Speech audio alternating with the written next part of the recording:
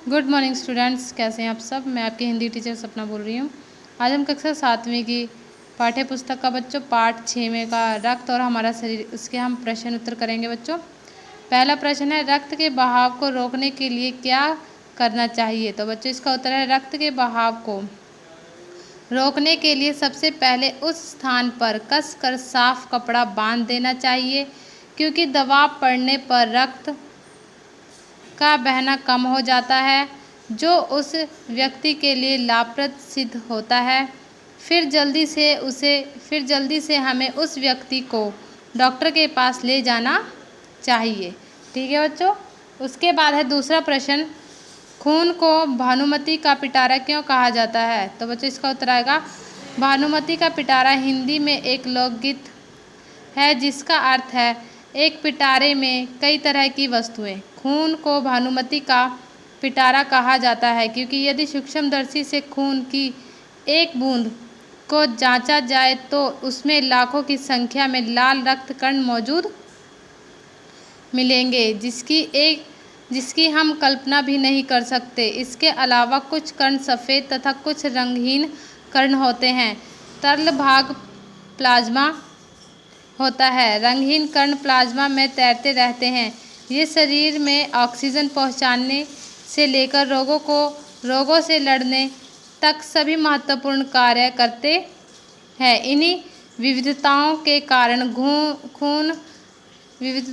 कारण खून को भानुमति का पिटारा कहा जाता है।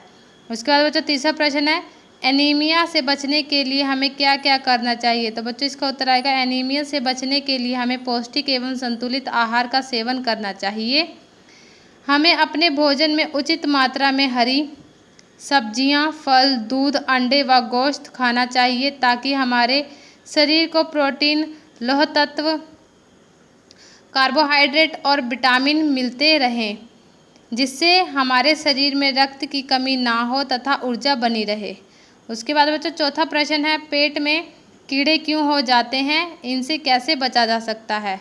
तो बच्चों इसका उत्तर आएगा, पेट में कीड़े दूषित पानी और खाद्य पदार्थों के कारण होते हैं।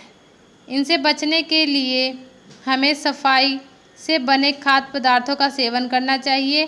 भोजन करने से पहले हमें अच्छी तरह से हाथ धो लेने चाहिए एवं साफ जल ही पीना चाहिए। भोजन तथा पानी ढक कर रखना चाहिए। कुछ कीड़ों के लार्वे जमीन की ऊपरी सतह पर भी होते हैं, इसलिए नंगे पैर इधर उधर नहीं घूमना चाहिए। शौचालय का इस्तेमाल करने के पश्चात साबुन से भली भांति हाथ पैर धोने चाहिए।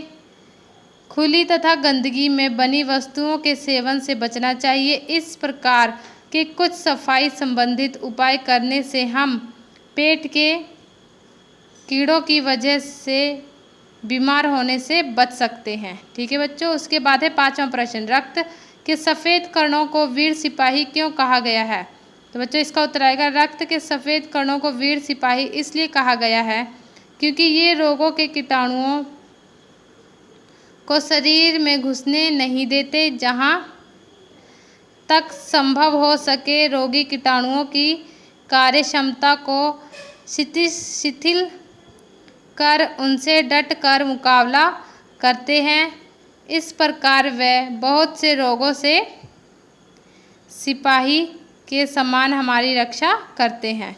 ठीक है बच्चों। उसके बाद है 6वां प्रश्न, ब्लड बैंक में रक्तदान से क्या लाभ है। सर बच्चों क्या लाभ है।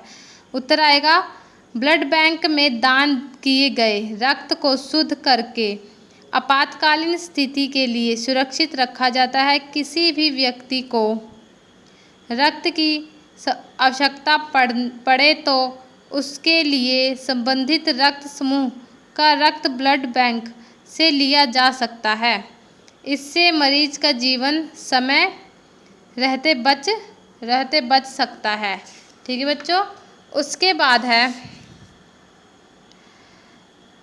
7वां प्रश्न, सांस लेने पर साफ हवा से ऑक्सीजन प्राप्त होती है, उसे शरीर के हर हिस्से में निम्न में से कौन पहुंचाता है? तो बच्चों सफ़ेद कण, लाल कण, सांसनली या फेफड़े। तो बच्चों उत्तर आएगा सांस लेने पर शुद्ध वायु से जो ऑक्सीजन प्राप्त होती है उसे हर हिस्से में लाल रक्त कण पहुंचाते हैं। ठीक है बच्चों, मैंने जो आपको आज प्रश्न उत्तर करवाए हैं, आप सभी ने ये प्रश्न उत्तर अपनी हिंदी की फेयर नोटबुक पर सुंदर हैंडराइटिंग में लिखना है। आप सभी को समझ में आया? Thank you. Have a nice day.